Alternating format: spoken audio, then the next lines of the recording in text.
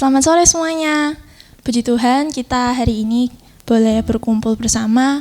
Walaupun kita udah lama gak ketemu, tapi kita masih diperbolehkan sama Tuhan untuk bersekutu bersama walaupun melalui online.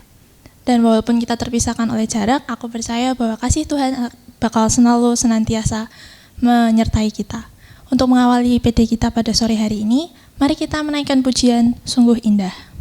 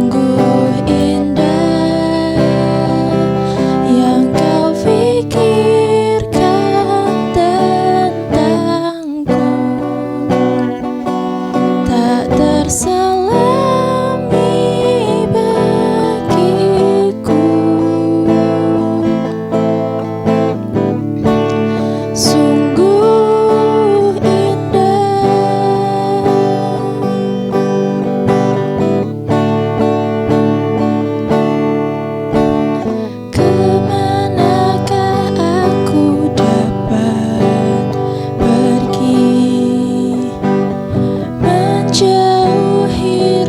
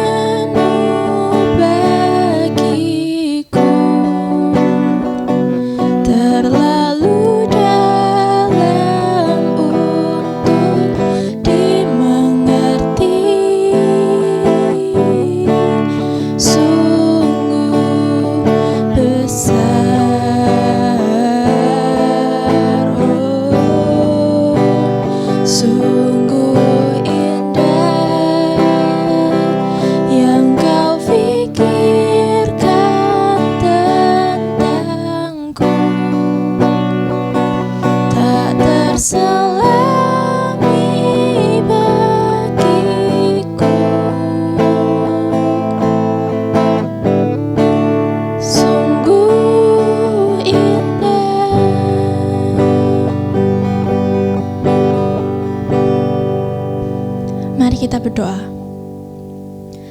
Ya Tuhan, kami sungguh bersyukur ya Tuhan karena Engkau telah mempertemukan kami. Kami akan bersekutu bersama dalam PDK hari ini. Kiranya Tuhan yang menyertainya ya Tuhan dari awal hingga akhir, dan kiranya Engkau hadir pula bersama dengan kami. Terima kasih ya Tuhan. Dalam nama Yesus kami sudah berdoa. Haleluya. Amin. Dalam situasi sulit seperti pandemi ini, kita harus tetap percaya bahwa Tuhan akan selalu bersama dengan kita dalam waktu-waktu sulit kita. Karena itu, mari kita menaikkan pujian denganmu Tuhan.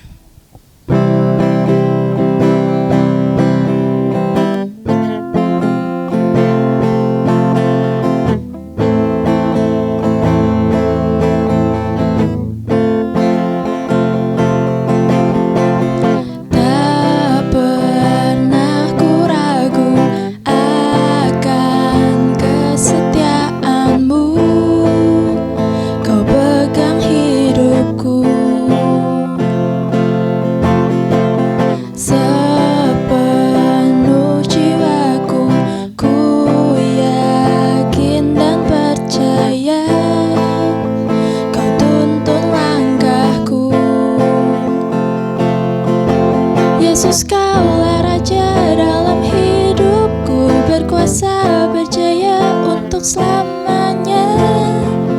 Hanya Kau Tuhan, sumber kekuatan, kuasa-Mu tercurah bagiku senantiasa. Denganmu Tuhan, ku kan berjalan dari kemuliaan sampai kemuliaan selamanya.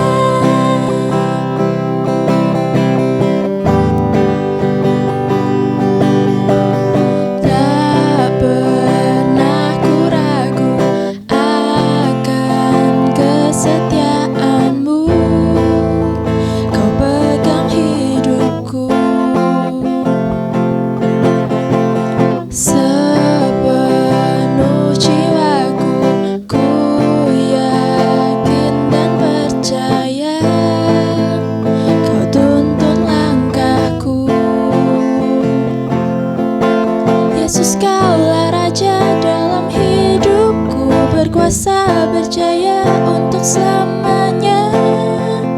Hanya Kau Tuhan, sumber kekuatan, kuasa-Mu tercurah bagiku senantiasa.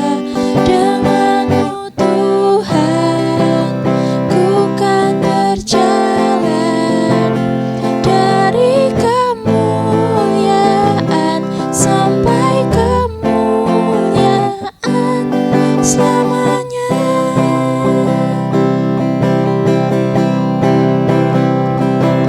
Ku kan berjalan, kuasa-Mu tercurah bagiku senantiasa. Denganmu Tuhan, ku kan berjalan dari kemuliaan sampai kemuliaan selamanya.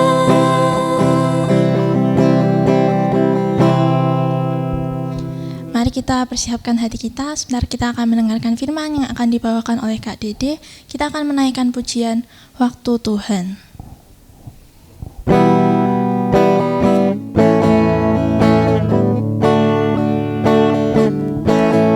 Bila Kau izinkan sesuatu terjadi, ku percaya semua untuk kebaikanku. Bila nanti telah tiba waktumu, ku percaya kuasa-Mu memulihkan hidupku. Waktu Tuhan pasti yang terbaik.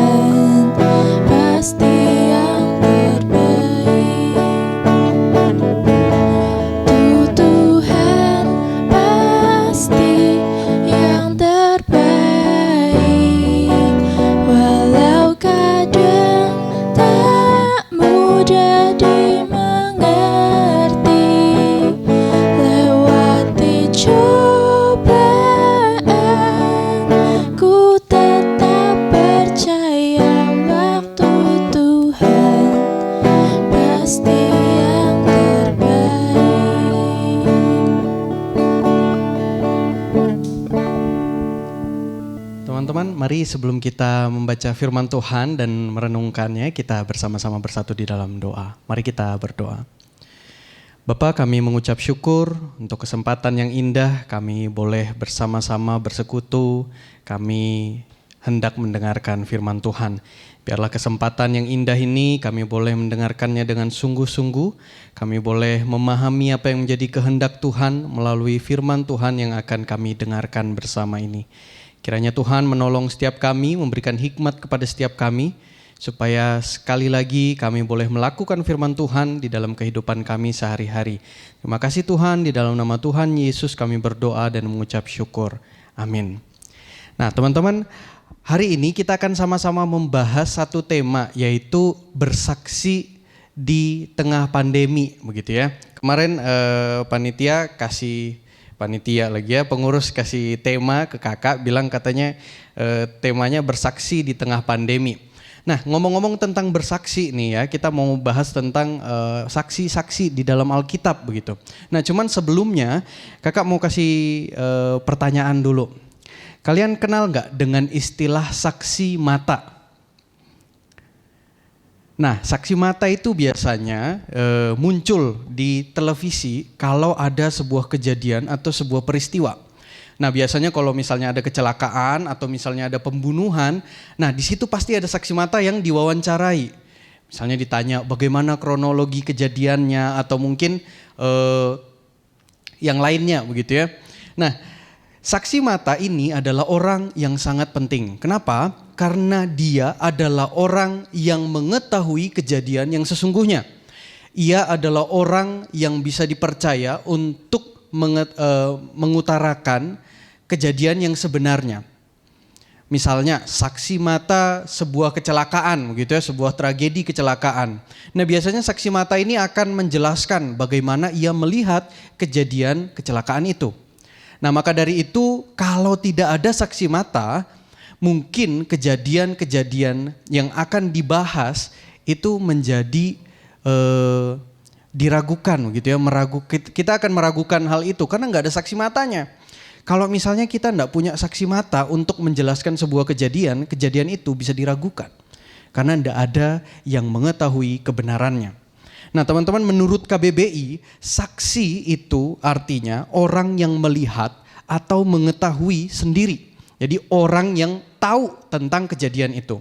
Nah kalau dari KBBI juga kata bersaksi itu berarti menyatakan dengan sesungguhnya.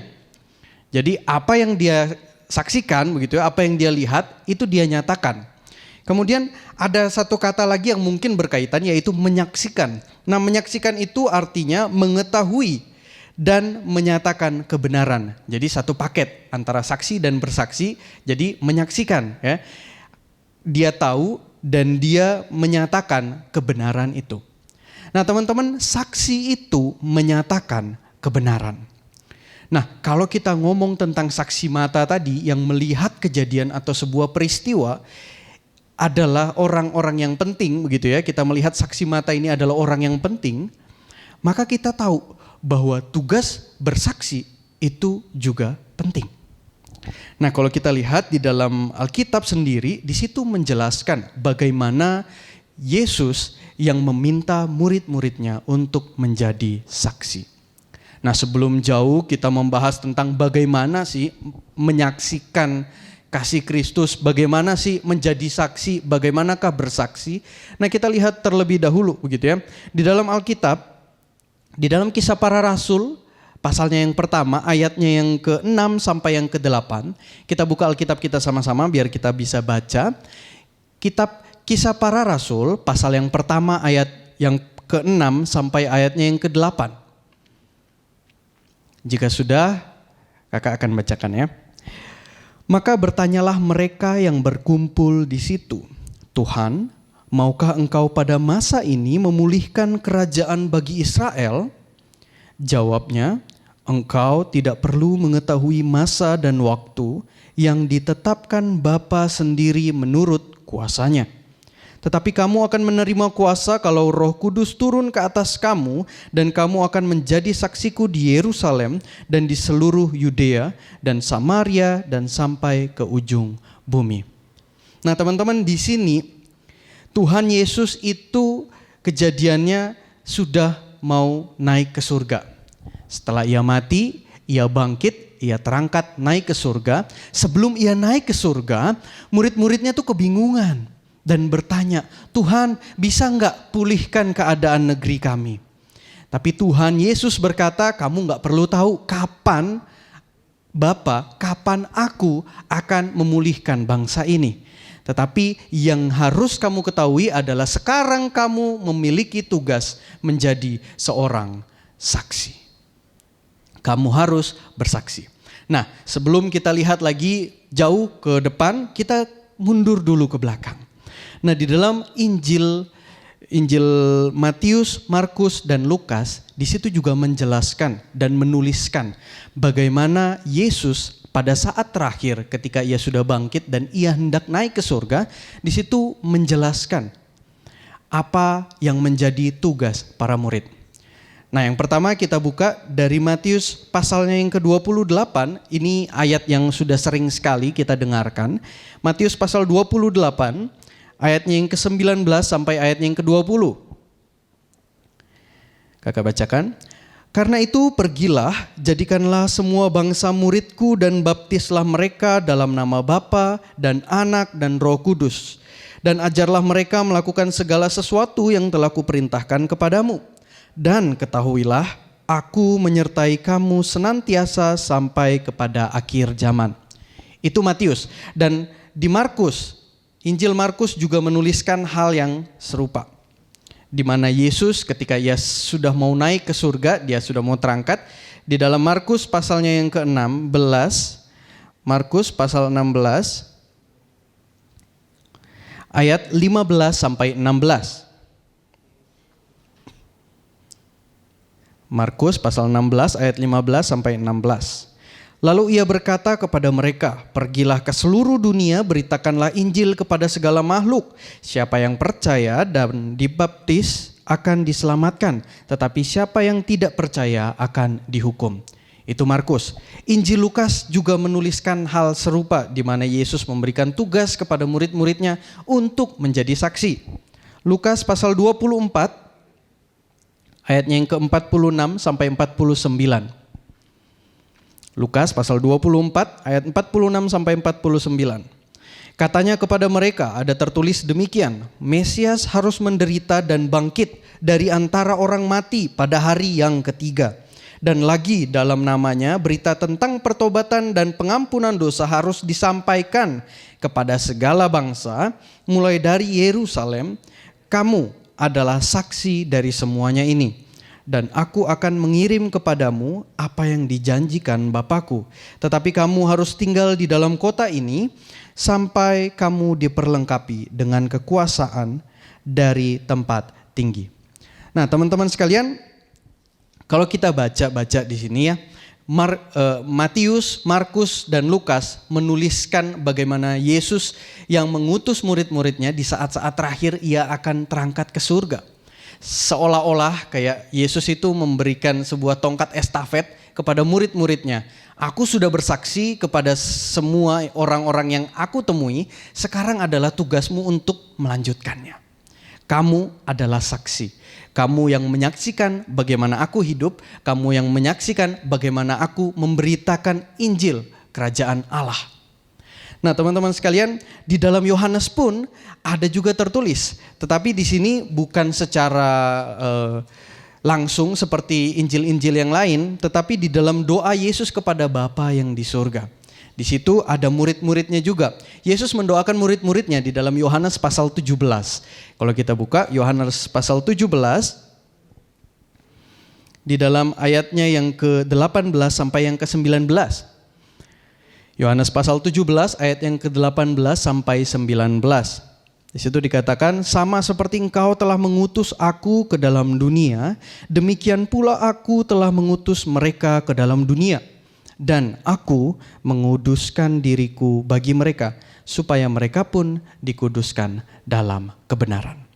Nah, teman-teman, dari 4 Injil yang menyiratkan bagaimana Yesus memerintahkan murid-muridnya untuk menjadi saksi, khususnya di Injil Yohanes, Yesus justru menyamakan atau menyetarakan seperti Bapa yang mengutus Yesus untuk hadir di dalam dunia. Sama seperti itulah Yesus juga mau mengutus murid-muridnya ke dalam dunia. Berarti ini adalah suatu tugas yang penting. Nah, teman-teman, bagaimana lalu kita mau bersaksi? Kalau kita sudah tahu, oh memang Yesus mengutus murid-muridnya. Sekarang kita yang mau jadi saksinya. Kak, gimana Kak jadi saksi Kak? Zaman sekarang kan beda sama zaman dulu Kak. Yesus itu dulu kalau kumpul-kumpul begitu ya nggak apa-apa Kak. Sekarang kan nggak boleh kumpul-kumpul Kak. Ketemu sama orang begitu ya, mendoakan orang, mungkin tumpang tangan. Sekarang kan, waduh nyentuh aja nggak berani Kak. Beda. Lalu gimana? Dan zaman dulu pun teknologinya belum secanggih sekarang. Sekarang Kak kita bisa ibadah bahkan kayak sekarang ini ya. Kalian bisa lihat kakak di YouTube begitu ya. Kalian bisa lihat kakak di layar kaca. Kalian bisa ketemu sama kakak walaupun secara nggak langsung. Nah, teknologi sekarang itu sudah sangat canggih, sudah sangat maju. Beda dengan zaman Yesus. Nah, di dalam Alkitab kalau kita baca-baca, ya Kak bosenin Kak Alkitab itu Kak. Nggak ada itu yang namanya Yesus itu bisa punya teknologi yang canggih begitu. Wah, nggak zaman lah sekarang Kak. Terus gimana caranya kita mau menyampaikan firman Tuhan Kak? Mau menyampaikan Injil kebenaran Kak? Kan beda zamannya.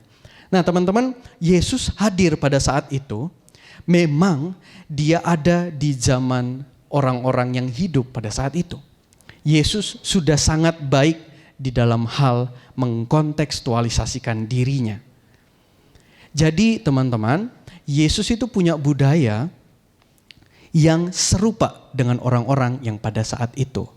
Nah, kalau misalnya Yesus lahir baru-baru ini begitu ya. Yesus baru lahir sekitar 20 tahun yang lalu ya. Yesus masih muda nih ya, masih umur 20 tahun. Kemudian dia mau mengabarkan Injil, tapi kok corona? Kira-kira bisa nggak Yesus itu sama seperti di dalam Alkitab yang jalan-jalan ini? Sorry ya teman-teman, bukan mau ngomong menjelek-jelekan Yesus, tapi ini membandingkan. Kalau Yesus hadir di zaman ini, kira-kira Yesus masih gak berjalan-jalan bersama dengan murid-muridnya? Padahal pemerintah bilang, PSBB gak boleh keluar-keluar. Masih gak tuh jalan-jalan gitu ya, ber-13 bersama dengan 12 muridnya. Nongkrong-nongkrong gitu ya, ngumpul-ngumpul di rumah-rumah. Atau mungkin jangan-jangan kalau Yesus hadir di zaman kita sekarang ini, bagaimana dengan jemaat mula-mula? Apakah mereka sama melakukan hal yang sama, tetap berkumpul di satu rumah, berbagi? Nah, mungkin teman-teman, Alkitab kita nggak akan ditulis seperti ini. 2000 tahun setelah hari ini, mungkin nanti di dalam Alkitab akan dikatakan Yesus rapat dengan murid-muridnya menggunakan Zoom gitu ya. Yesus itu menggunakan Google Meet. Kalau Yesus hadir di zaman kita sekarang ini, tapi memang masalahnya Yesus itu hadir 2000 tahun yang lalu di zaman yang tidak sama dengan sekarang ini. Nah, lalu bagaimana kita bisa mengatakan bahwa Yesus itu kisah tentang Yesus itu masih relevan, masih bisa kita sampaikan saat ini. Nah teman-teman, Yesus yang tidak sebudaya itu, Yesus yang tidak sama budayanya dengan kita, bukan akhirnya membuat kita mengesampingkan kebenaran itu sendiri. Nah teman-teman, kebenaran yang akan kita sampaikan adalah sebuah esensi, di mana Alkitab itu, misalnya gini ya, di dalam Alkitab itu ada dua hal tentang esensi dan juga ekspresi. Nah, kalau kita melihat contohnya jemaat mula-mula, mereka di sana bersekutu, tetapi mereka bersekutu di dalam satu rumah, mereka bagi-bagi makanan begitu ya. Mereka bahkan menjual milik mereka, lalu mereka membagi-bagikannya dengan sesama. Mereka saling mendoakan satu sama lain.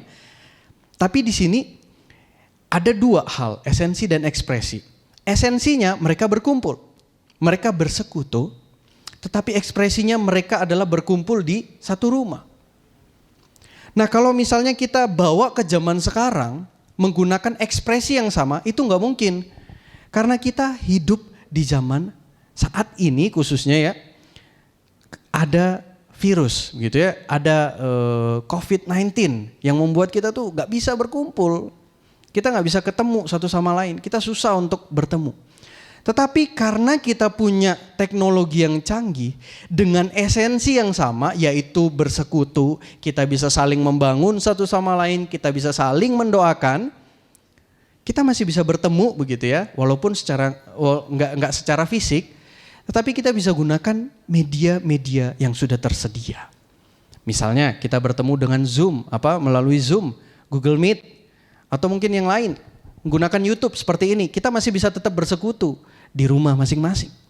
Esensinya adalah kita bisa tetap mendoakan satu sama lain. Kita masih bisa tetap bersekutu walaupun nggak bertemu secara fisik, nggak bertemu secara langsung. Nah teman-teman, jadi kalau kita mau membedakan ada esensi dan ada ekspresi, kita harus tetap memegang teguh esensi yang ada. Khususnya di sini kalau misalnya kita lihat contoh tentang jemaat mula-mula, bagaimana esensi persekutuan itu. Bukan ekspresinya. Ekspresi itu bisa kita lepaskan dan kita ganti dengan yang zaman sekarang ini. Kalau kita nggak bisa kumpul, ya wes nggak masalah. Kita bisa pakai media sosial. Kita bisa tetap bersekutu melalui media sosial. Nah sekarang teman-teman, kita punya banyak hal yang kita bisa pakai untuk menjadi saksi. Thanks to Corona begitu ya. Terima kasih kepada Corona. Justru karena Corona akhirnya banyak gereja-gereja yang melek teknologi. Mau nggak mau memaksakan dirinya untuk maju menggunakan teknologi yang ada. Maaf kata begitu ya. Mungkin ada beberapa gereja yang masih susah nih teknologi, udahlah nggak usah, nggak apa-apa. Kita tetap beribadah seperti biasa. Thanks to Corona, banyak gereja-gereja yang akhirnya menyadari bahwa media sosial itu penting. Nah teman-teman, beberapa hari yang lalu kakak ikut kuliah begitu ya, kuliah online sama teman-teman kakak. Nah kuliah online itu membahas tentang bagaimana penggunaan media sosial sebagai sarana kita bisa menyampaikan Injil atau mungkin untuk mengembangkan gereja. Nah, melalui media sosial kita bisa mengabarkan Injil, kita bisa menjangkau orang-orang yang belum terjangkau. Bersyukur karena adanya Corona, akhirnya banyak orang-orang yang tersadar bahwa ternyata media sosial bisa menjadi sarana untuk bersaksi. Nah, berapa banyak dari kita sekalian, dari teman-teman, dan mungkin ini pertanyaan juga untuk kakak, berapa banyak dari kita yang sudah menyadari bahwa media sosial bisa digunakan untuk bersaksi? Kak, aku udah sadar kak, itu memang bisa kak. Dan berapa banyak dari kita sekalian yang sudah menggunakan media sosial untuk bersaksi? Ini pertanyaan penting bagi setiap kita. Nah teman-teman, bagaimana kita bersaksi? Dan kita harus menyadari terlebih dahulu bahwa kita adalah saksinya Tuhan. Kita harus terlebih dahulu menyaksikan kasih Tuhan itu, baru kita bisa menjadi saksi. Apakah kita sudah menyaksikan Tuhan di dalam hidup kita? Apakah kita sudah mengizinkan Tuhan untuk berkarya di dalam hidup kita, atau kita masih memilih untuk wes lah ngapain sih, udahlah nggak apa-apa lah, aku bisa kerja sendiri, aku bisa begini, aku bisa begitu, aku ingin begini, aku ingin begitu. Terserah aku lah, nggak usah lah, ngapain sih. Nah teman-teman, ketika kita sudah merasakan kasih Tuhan itu, kita akan otomatis menjadi saksinya Tuhan. Karena kita menyaksikan sendiri. Sekarang tinggal pilihannya, mau nggak kita menyaksikan kasih Tuhan itu kepada orang-orang di sekitar kita? Melalui apa? Melalui media sosial mungkin. Mungkin melalui hal-hal yang lain. Internet begitu ya, kita bisa gunakan internet. Kita bisa menjangkau orang-orang yang bahkan nggak senegara dengan kita. Justru dengan hadirnya internet dan dan kesadaran kita untuk menggunakan internet sebagai sarana bersaksi, itu bisa menjadikan kesaksian kita lebih efektif didengarkan oleh banyak orang. Oke, gak usah jauh-jauh Kak. Susah Kak internet. Kadang kalau mau pakai internet nge-lag Kak. Kadang mau pakai ya kalau di rumah pakai wifi begitu ya. Pakai wifi di rumah. Oh, papa pakai, mama pakai, kakak pakai, adik pakai, aku pakai. Mau buka YouTube aja Kak. Wah lama banget buffering gitu ya. Karena semua pakai.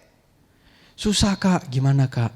Terus kalau kayak gitu gimana Kak? Apalagi sekarang nih, kan lagi pandemi Kak, gak boleh juga keluar-keluar.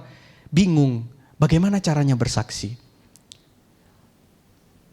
Caranya yang mudah adalah ya menjadikan dirimu sebagai saksinya Tuhan dengan tindakan-tindakanmu. Dengan kegiatan-kegiatanmu. Dengan apa yang kamu bisa lakukan. Mungkin gak perlu jauh-jauh pakai internet. Wah menjangkau orang-orang di luar sana. Gak usah. Bagaimana kamu bisa menyaksikan Kristus? Bagaimana kamu bisa menjadi saksi Kristus dengan menunjukkan kasih yang Kristus sudah kasih ke kamu. Dengan menunjukkan kasih Kristus yang sudah Yesus lakukan terlebih dahulu kepadamu. Mengasihi sesama, menolong sesamamu yang ada di sekitar. Dengan tetap mempertimbangkan dan memperhitungkan gitu ya, tetap menuruti apa yang menjadi perintah begitu ya. Bukan kemudian kalau kayak gitu kita harus menolong sesama, walaupun bagaimanapun caranya kita harus menolong sesama. Wah terobos aja PSBB, terobos aja nggak peduli, walaupun disuruh nggak boleh keluar. Kita jadi orang yang berakal pendek, kita nggak bisa mikirin yang bagaimana yang baik begitu ya. Pokoknya mau nggak mau pokoknya tolong aja pokoknya. Nah teman-teman, jadi di sini kita mau diajarkan bagaimana menjadi saksi di dalam hidup kita. Entah mau bersaksi kepada orang-orang yang ada di ujung bumi ya. Di dalam Kisah Para Rasul dikatakan ujung bumi, sampai ke ujung bumi.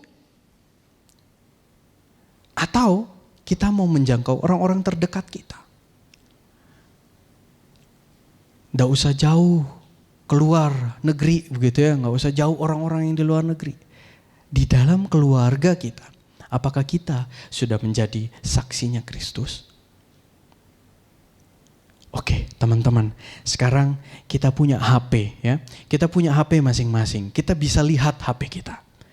Apakah HP kita ini yang sudah punya gitu ya, yang punya fasilitas internet, apakah kita sudah gunakan ini dengan baik untuk menjadi saksi Kristus? Mungkin kita bisa lihat HP kita begitu ya. Merenung gitu ya, kita lihat disayang-sayang HP-nya. Oh cup HP udah berapa tahun kamu aku pegang gitu ya. Sudahkah kita gunakan HP kamu bisa menjadi saksinya Kristus loh. Kamu bisa mengabarkan firman Tuhan loh. Ada temanku yang lagi membutuhkan, oke aku telepon. Halo gimana, studimu gimana, kamu lagi bergumul apa, sini aku doain. Bisa pakai HP kita. Oke, HP-nya ditaruh. Kak, HP-ku gak ada internetnya kak. HP-ku gak bisa internet. Sekarang tanya kepada dirimu masing-masing. Hei diriku, hei aku. Kamu sudah melakukan yang terbaik gak untuk menjadi saksinya Kristus? Kamu sudah kamu sudah melakukan kegiatan yang baik gak sebagai saksinya Kristus? Teman-teman, ini saatnya. Justru di saat-saat pandemi seperti ini, bukan membuat kita akhirnya takut untuk bersaksi, justru kita melihat ada kesempatan-kesempatan di mana kita bisa menggunakan kesempatan itu untuk menjadi saksinya Tuhan. Teman-teman, hal yang nyata begitu ya, faktanya di dalam pandemi ini, orang-orang di luar sana masih banyak yang mungkin ketakutan, mungkin meragukan adanya pengharapan. Orang-orang di sana kebingungan. Aduh, ini pandemi. Virus corona ini bakal selesai kapan? Tapi kita bisa hadir menyatakan bahwa hidup di dalam Yesus ada hidup yang kekal. Ada pengharapan yang pasti. Teman-teman, kisah para rasul di situ jelas sekali menunjukkan bagaimana keadaan dunia. Di dalam ayatnya yang ke-6, murid-murid Yesus bertanya kepada Yesus sebelum ia naik ke surga. Ditanya, Tuhan, maukah engkau pada masa ini memulihkan kerajaan Israel? Secara tidak langsung murid-murid mau tanya, Tuhan boleh enggak Tuhan enggak usah naik ke atas gitu ya, Tuhan enggak usah naik ke surga, tapi dipulihkanlah. Sudah, kami udah capek begitu ya, kami ketakutan, kami kebingungan, kami khawatir gitu ya. Kami takut, Tuhan pulihkan aja bangsa ini. Jangan suruh kami untuk menjadi saksi. Ketakutan murid-murid nyata. Kalau kita baca, setelah kisah para rasul di mana Yesus naik, wah kacau balau. Murid-murid dikejar-kejar mau dibunuh. Pengikut-pengikut Kristus disiksa habis-habisan. Bahkan mungkin di negara-negara tertentu, masih terjadi sampai sekarang. Nah teman-teman, ini yang harus kita sadari. Bagaimana kita menjadi saksi. Bagaimana kita mengemban tugas yang Yesus berikan. Di dalam situasi dunia yang ketakutan. Yang penuh dengan kekhawatiran. Yang hopeless. Yang gak punya pengharapan. Seakan-akan dunia menjerit. Oh, boleh enggak pandemi ini selesai? Boleh enggak pandemi ini habis aja, udah langsung hilang? Tapi Yesus berkata, kamu enggak usah tanya kapan akan selesai. Kamu enggak usah tanya kapan ini akan segera usai. Tetapi yang kamu harus tahu adalah, jadilah saksi Kristus sampai ke ujung bumi. Teman-teman mau untuk menjadi saksi Kristus, menggunakan media-media yang ada di sekitar kita, menggunakan diri kita sebagai saksi Kristus di tengah pandemi ini. Kalau teman-teman mau, mari kita sama-sama mengambil komitmen dan mengatakan di dalam hati kita, Tuhan, kami mau jadi saksi-Mu. Melakukan segala perintah-Mu, melakukan segala apa yang Tuhan kehendaki. Kiranya kami boleh menjadi saksi bagi Tuhan untuk orang-orang di sekitar kami. Untuk orang-orang yang jauh di sana. Amin. Mari kita berdoa. Bapa, kami sadar menjadi saksi bukanlah hal yang mudah. Kami sadar kami harus menyaksikan kasih Bapa terlebih dahulu. Supaya kami dapat menjadi saksi yang sungguh-sungguh. Kami tahu Tuhan bahwa di masa-masa sekarang ini mungkin justru membuat kami takut. Membuat kami bingung bagaimana kami harus bersaksi. Tetapi Tuhan, biarlah kiranya kami belajar melalui setiap hal-hal yang buruk, justru Tuhan menyatakan karya Tuhan. Ada blessing in disguise. Ada sebuah berkat di mana kami harus hidup walaupun di masa-masa yang sulit sekalipun. Tuhan ajarkan kami untuk bisa menjadi saksi Tuhan melalui media-media yang kami miliki, melalui media sosial, melalui HP kami, melalui laptop kami, melalui gadget kami, melalui hal-hal yang lain, atau bahkan melalui diri kami sendiri. Kami bisa menyatakan Kristus di tengah-tengah masyarakat, kami bisa menyatakan Kristus di tengah-tengah dunia ini. Tolong kami ya Tuhan, karena kami manusia yang lemah. Kiranya Tuhan menolong setiap kami, menyatakan kehendak Tuhan di dalam hidup kami. Ajar kami Tuhan sekali lagi untuk menjadi saksi Tuhan.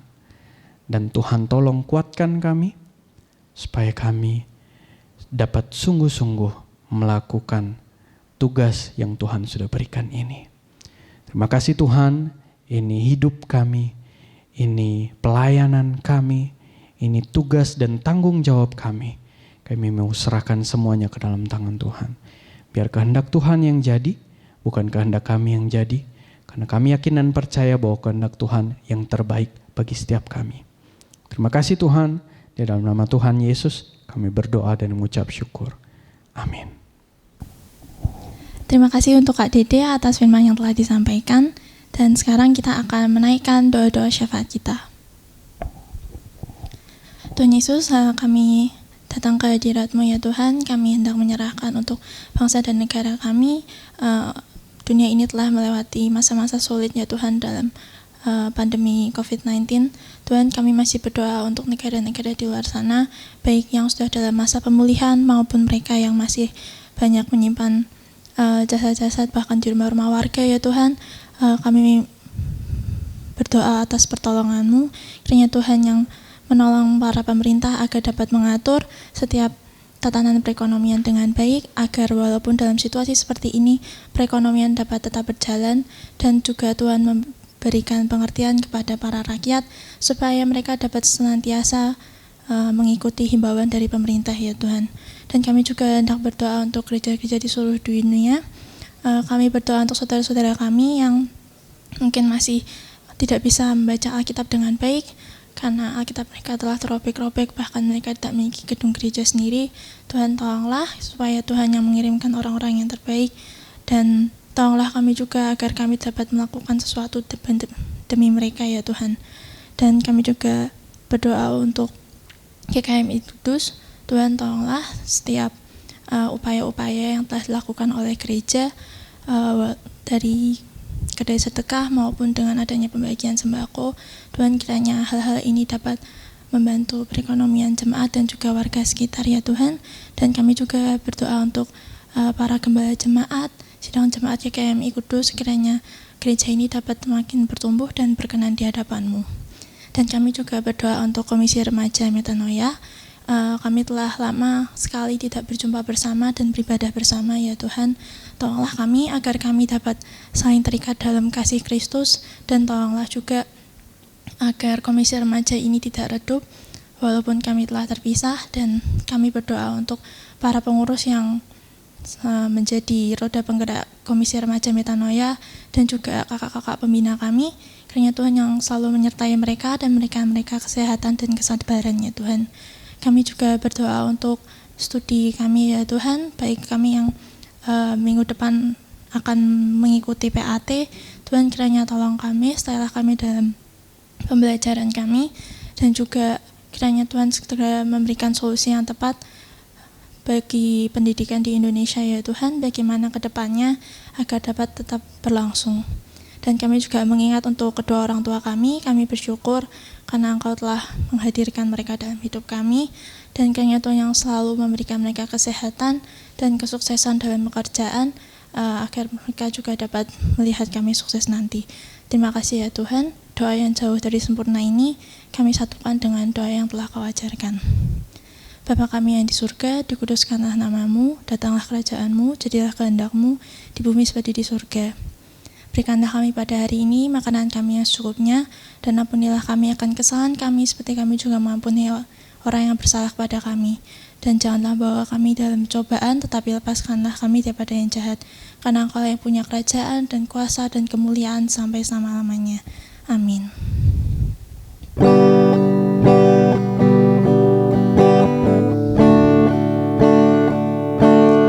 Jadikan kami satu seperti kerinduan-Mu, agar dunia tahu bukti nyata dari kasih-Mu.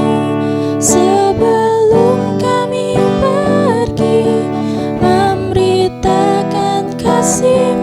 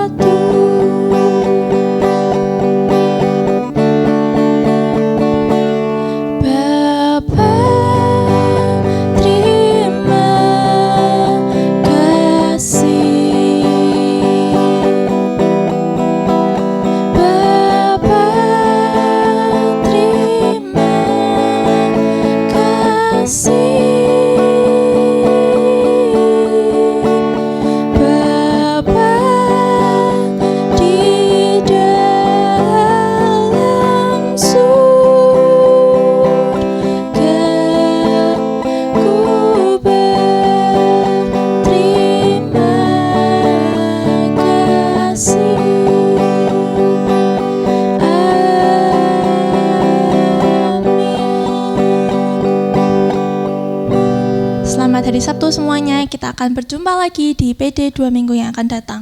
Jangan lupa tetap di rumah, jaga kesehatan, jangan lupa pakai masker kalau mau keluar-keluar. Metanoia, be the pattern.